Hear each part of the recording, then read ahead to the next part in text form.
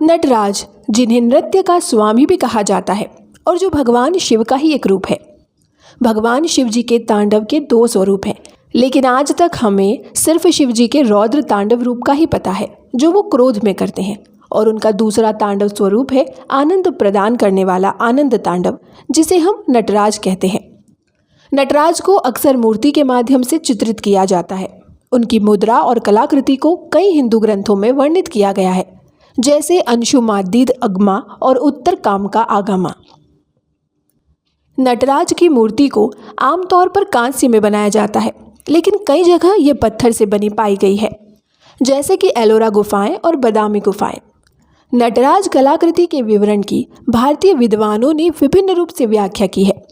नटराज भारत में एक प्रसिद्ध मूर्तिकला प्रतीक है और इसे भारतीय संस्कृति का प्रतीक माना जाता है, विशेष रूप से हिंदू कला के बेहतरीन चित्रों में से एक के रूप में। नमस्कार, स्वागत है आपका हमारे चैनल हिस्ट्री फॉर यू पर। ओडिशा के आसानपत गांव में पुरातात्विक स्थल में सबसे पहले ज्ञात नटराज कलाकृति में से एक है, जिसमें एक शिलालेख भी शामिल है। आसनपेट शिलालेख में साई कार्यस साम्राज्य में एक शिव मंदिर का भी उल्लेख है। नटराज के शास्त्रीय रूप को चित्रित करने वाले पत्थर 6वीं शताब्दी के आसपास भारत के कई गुफा मंदिरों जैसे एलोरा गुफाएं महाराष्ट्र, एलिफेंटा गुफाएं और बादामी गुफाएं कर्नाटक में पाए जाते हैं। नटराज के चारों तरफ अग्नि है और उस अग्नि में भगवान शिव ने एक पैर से एक बौने राक्षस, जो अज्ञानता का प्रतीक माना जाता है, उसको दबा रखा है और दूसरा पैर नृत्य की मुद्रा में ऊपर की तरफ उठाया हुआ है। डमरू की आवाज़ भगवान शिव जी को बहुत पसंद है।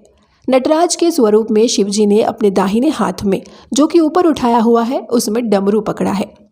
डमरू की आवाज़ को निर्माण का प्रतीक माना जाता है और उनके ऊपर उठाए गए बाएं हाथ में अग्नि है, जो कि विनाश का प्रतीक होती है। इसका यही मतलब है कि भगवान शिव एक हाथ से निर्माण करते हैं और एक हाथ से विनाश। उनका दूसरा दाहिना हाथ नृत्य मुद्रा में आशीर्वाद के रूप में उठा हुआ है, जिससे उनका आशीर्वाद बुराइयों से हमारी रक्षा करता है। नटराज का जो दूसरा पांव ऊपर की ओर उठाया हुआ है, वो मोक्ष को दर्शाता है और दूसरा बायां हाथ उस पांव की तरफ इशारा कर मोक्ष के मार्ग पर चलने का सुझाव देता है।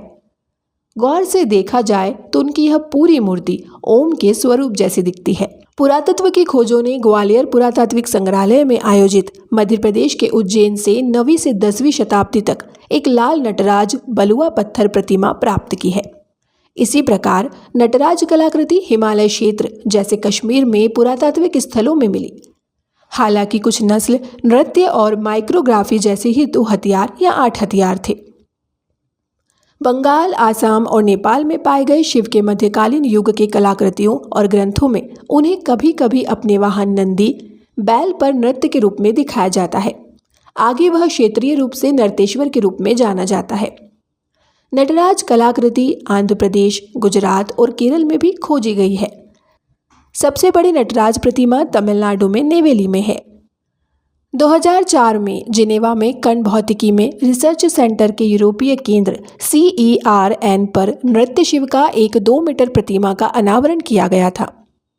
सैकड़ों वर्ष पहले भारतीय कलाकारों ने शिव को ब्रांज की सुंदर श्रृंखला में नृत्य करने की दृश्य छवियां बनाई थी।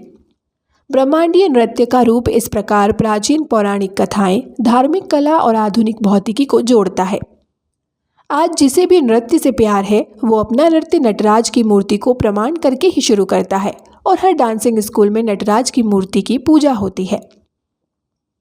स्कंद पुराण में नटराजन की मूर्ति से जुड़ी एक कहानी मिलती है, जिसके अनुसार एक बार सारी मोह माया त्याग कर वनों में निवास करने वाले साधुओं को अपने तपोबल का अहंकार हो गया। वे लोग साधारण मनुष्य को तुच्छ जीव मानने लगे। ये सब देखकर कैलाश में विराजमान भगवान शिव को उन साधुओं का अहंकार तोड़ने की एक युक्ति सूझी। भगवान शिव भिखारी का रूप धारण करके वन में टहलने लगे। जब वे साधुओं के निवास स्थान से गुजरे तो इस दौरान साधुओं में जीव के निर्माण और श्रेष्ठ जीव के विषय को लेकर चर्चा चल रही थी। साधुओं में सबसे श्रेष्ठ होने की मानसिकता उत्पन्न हो गई थी। साथ ही उन्होंने भगवान की पूजा आराधना न करने का फैसला ले लिया। वे मानने लगे थे कि पूरा संसार साधुओं पर ही टिका हुआ है। उनकी बातों को सुनकर भिखारी वेश धारण किए शिव ने उनकी बातों पर तर्क सहित गलत साबित करना आरंभ कर दिया।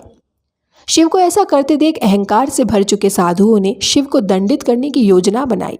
उन्होंने मंत्र की शक्ति से एक दानव और कई सांपों का सृजन किया।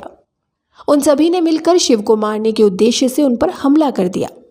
ये देखकर शिव ने एक अनोखा रूप धारण कर एक नृत्य की मुद्रा लेकर सभी दानवों और सांपों का संहार कर दिया। नटराज की मूर्ति में भगवान शिव को नागों से सटा हुआ दिखाया गया है। यह अनुपम दृश्य देखकर साधुओं का अहंकार एक पल में टूट गया और उन्हें शिव की माया को समझते हुए देर नहीं लगी। इस तरह नटराजन की मूर्ति को सृजन और विनाश दोनों के प्रतीक के रूप में जाना जाता है। तो उम्मीद है आपको यह वीडियो खास लगा हो। ऐसी ही और वीडियोस के लिए बने रहिए हिस्ट्री फॉर यू के साथ। वीडियो पसंद आए तो इसे लाइक और शेयर करें, साथ ही चैनल को सब्सक्राइब करना ना भूलें।